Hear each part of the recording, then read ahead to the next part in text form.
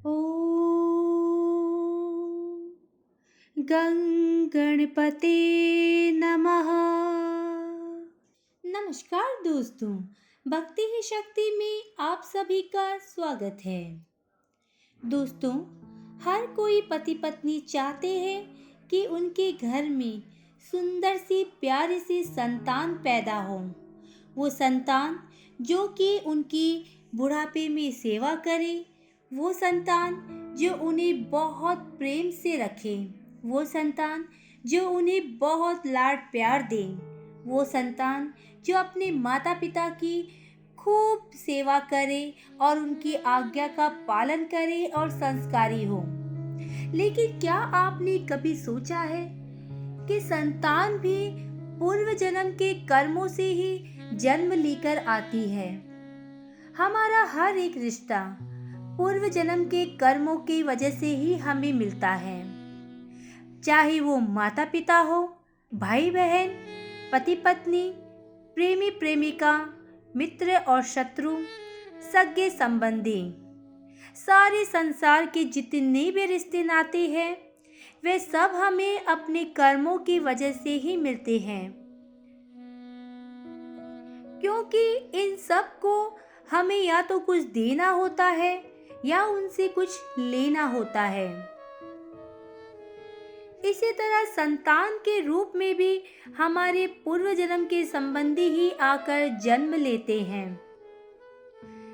हमारे शास्त्रों में 4 प्रकार बताया गया है कि किन कर्मों की वजह से कौन सी और कैसी संतान पैदा होती है।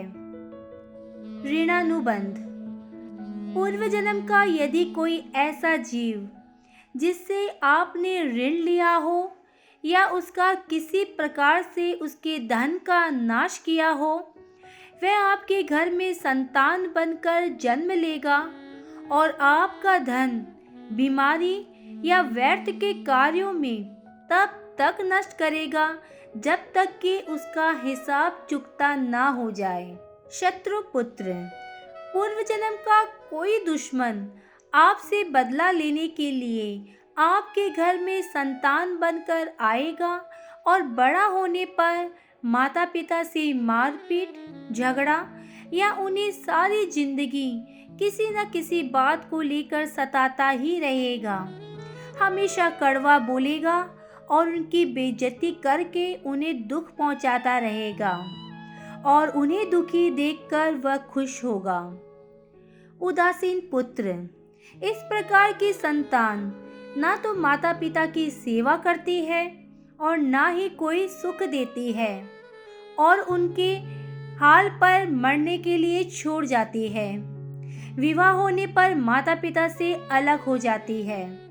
सेवक पुत्र, पूर्व जन्म में यदि आपने किसी की खूब सेवा की है तो वह अपनी की हुई सेवा का ऋण उतारने के लिए आपकी सेवा करने के लिए संतान बनकर आता है।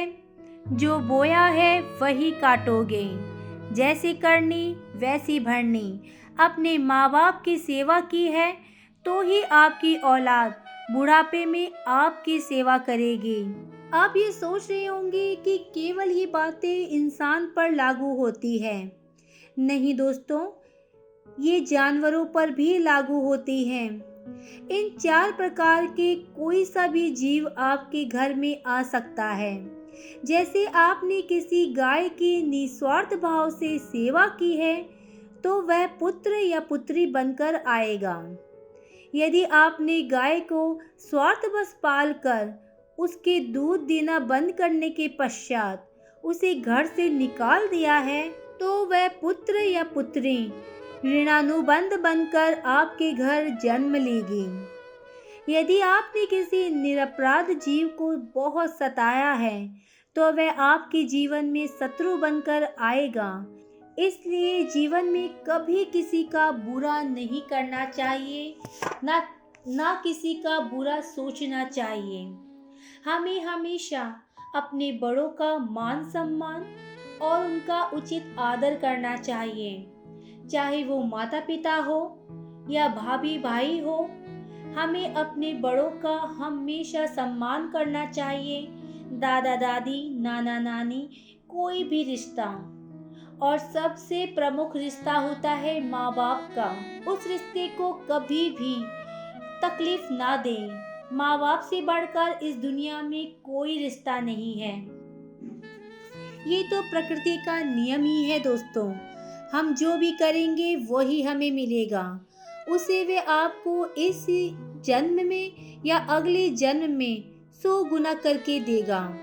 यदि आपने किसी को 1 रुपया दिया है तो समझ लीजिए आपके खाते में 1000 रुपया जमा होगा।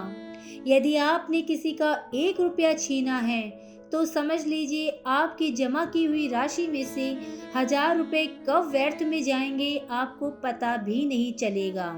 तेरा मेरा, तुम्हारा धन मेरा धन, ये सब यही का यही धरा रह जाएगा।